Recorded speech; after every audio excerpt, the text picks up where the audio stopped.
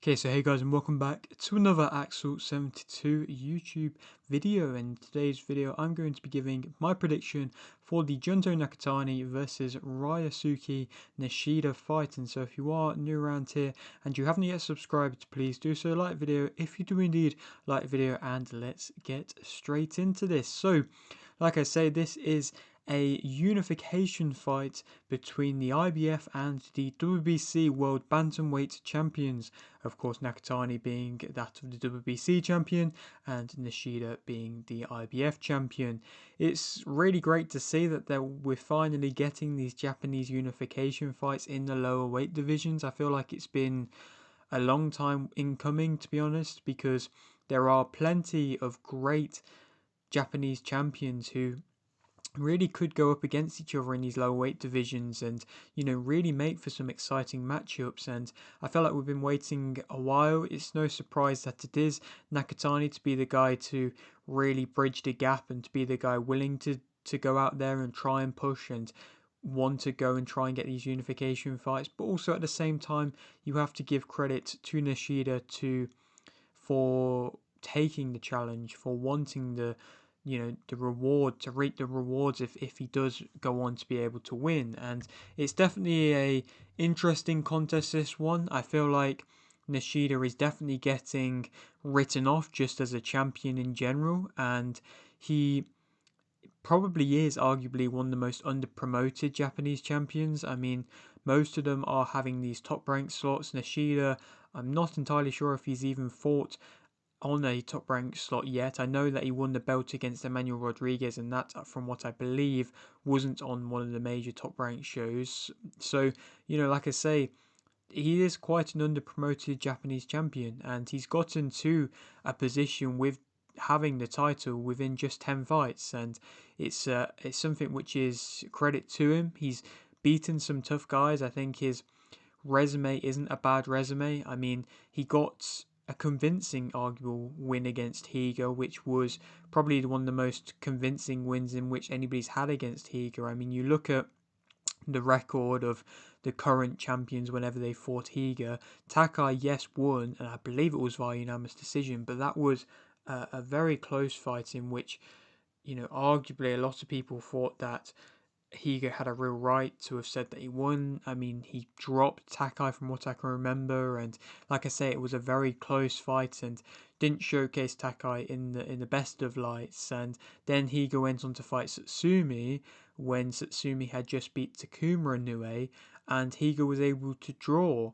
And so, he clearly is a really well skilled fighter and can cause problems to anybody in any division. I think it's definitely a star that does that, and Nishida was able to win against him when when he'd only had one loss on his record, when he hadn't have been through anywhere near as many wars as which he's been through now, and he was able to beat him again via unanimous decision. So Nishida again as well getting a win versus Emmanuel Rodriguez on a when he's trying to go out there and win the title is not an easy thing to do. So I definitely feel like he deserves much more credit than what he is getting for this contest. But of course, Nakatani is arguably up there with Inoue, with a pound for pound star, somebody who is really, in my opinion, if he gets these matchups, if he is ending up getting to a undisputed fight, and if he wins an undisputed fight in the bantamweight division, you can definitely argue of him as being one of the best,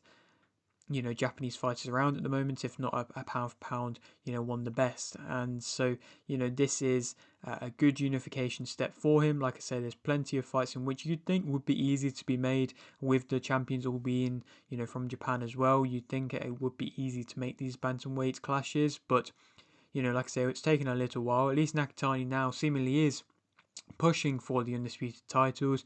He's beaten pretty much all his contenders. I mean, he beat Coelho last time out in 3 rounds, and he beat him very convincingly via another brutal knockout after, again, previous fights in which all have ended in really impressive stoppages as well. And I think he definitely is built a big enough fan base to go on to be able to sell well in these unification fights.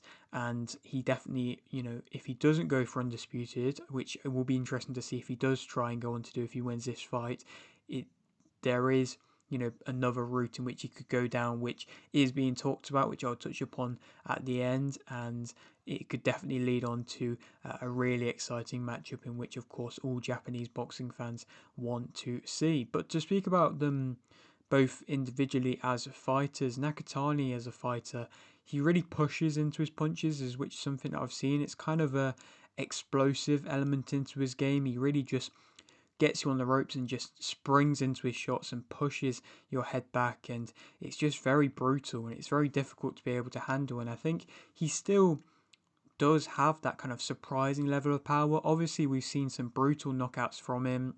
Of course, we look back at the Maloney one as a standout one, but it's still surprising when you look at his body shape and the technique in which he throws with and everything like that. You wouldn't think it would be quite as brutal of power as what we have been seeing from him, but like I say, I think it is down to his accuracy, the fact that he pushes into his shots with the explosive speed. He is able to find openings well. I don't think he creates angles that well, because I don't think he twists and maneuvers his body in that kind of way, pivoting or really twisting into his shots that much, but he does still find openings well, and I believe he does still set traps well. He has good shovel hooks. That's a real good shot to be able to have, and a lot of these lower weight division fighters do have a good shovel hook on them. I mean, Ola Skuga is a clear example of somebody that throws a real good shovel hook, and so of course does Nakatani. He can see shots coming at the same time though. I mean, defensively he maybe isn't crazily strong, but he does still have a good defensive IQ. He's got solid head movement. He can see when you are going to be coming in wildly and recklessly, and he is quite a relaxed fighter again as well. So if he's at a mid-range and he sees you coming in quite wildly, he'll often just be able to slip under it and make you look silly. And at the end of the day, it's wasting energy, you missing a big shot like that, and it's also making you frustrated that you're not able to land these shots and being made silly in front of all these fans. So it is impressive to see.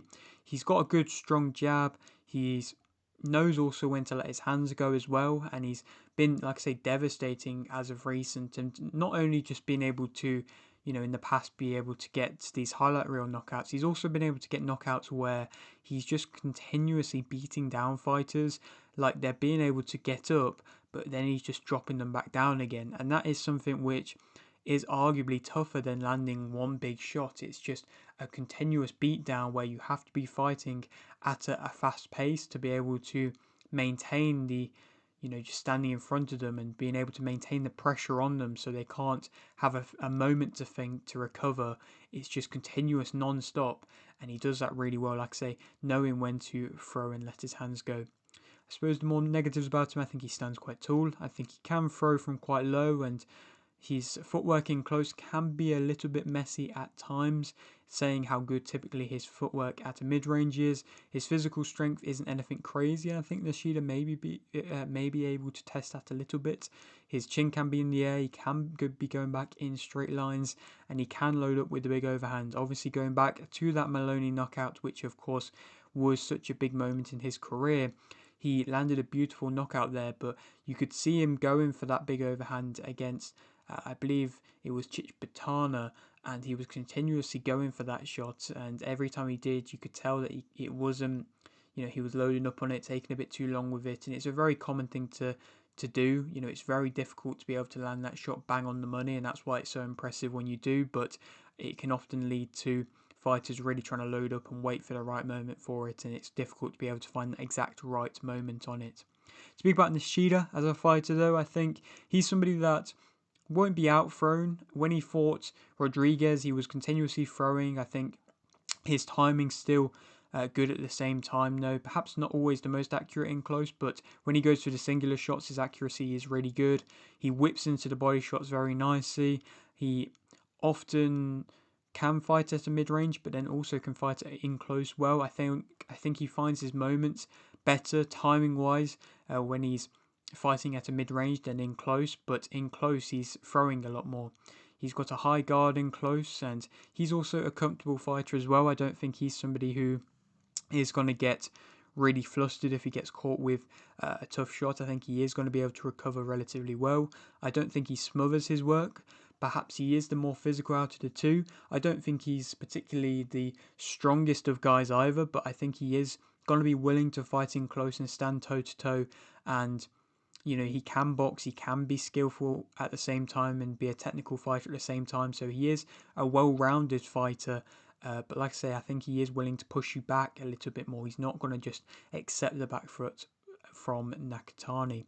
Negatives about him, I think he can perhaps struggle with putting the power behind all his shots. I think when he's throwing toe to toe, his power isn't always there as much, and it can mean that yes, he's scoring with punches because he's throwing with a high output, but it doesn't always mean that they are landing that powerfully, and it means opponents can gain encouragement because they aren't really getting hurt or discouraged when they are standing in close.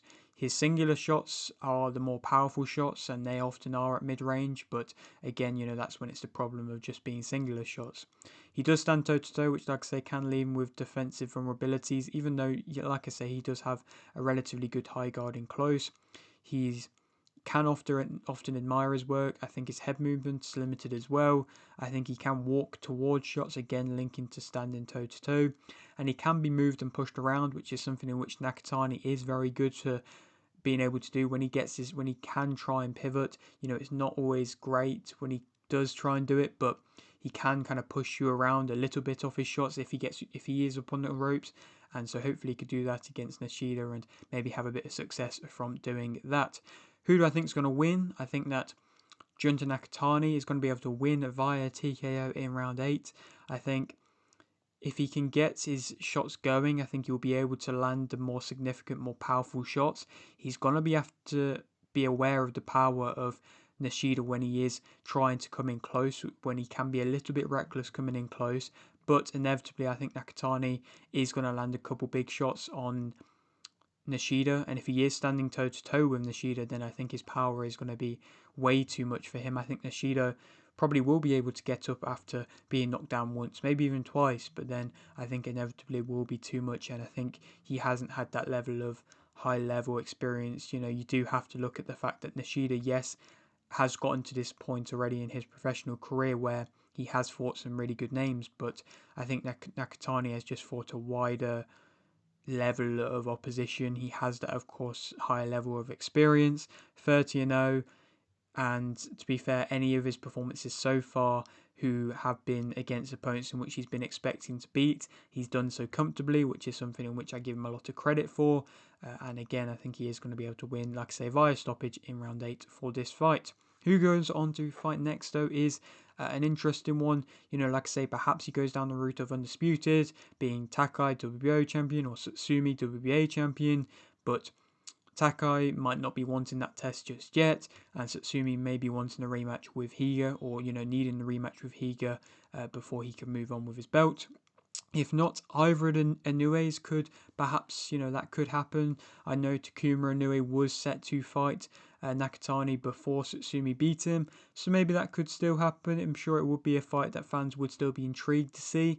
If not, it has been talked about that perhaps at the latter point, December time this year, I believe Bob Arum said that he would be wanting to make Inoue versus Nakatani. That would be after Inoue fights Akhmadaliev. If he beats Akhmadaliev, then perhaps he could go on to fight Nakatani, probably at some sort of a catchweight, I would imagine, because Inoue might be wanting to move up at that point and Nakatani might not be wanting to move up. I don't know how the weight would work, but I'm sure they'll be able to find a way, and so that could perhaps happen, and of course that would be the biggest fight in Japanese boxing and arguably one of the biggest fights in world boxing, to be honest.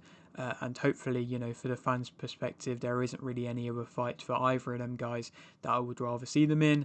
If perhaps not, maybe they could fight another fight, the winner of another fight on this card being Tenshin Nasukawa versus Victor Santillan. If Santillan is able to beat Nasukawa, I doubt Santillan will get the shot, to be honest, but Nasukawa has been progressing really well. He looked good in a performance against Maloney, which I thought he'd struggle with because I thought his style hadn't developed enough just yet, but he showcased that he can actually box really well, and go the 10-round distance convincingly, comfortably.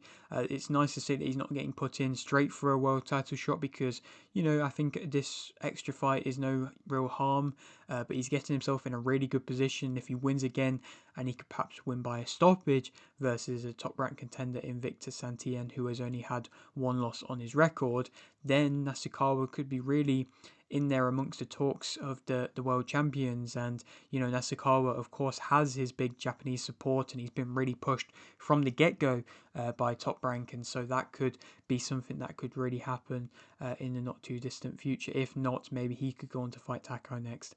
But yeah, that is it for today's video. Hope you did enjoy. Like the video if you did, need like the video, subscribe if you're new, and thanks for watching.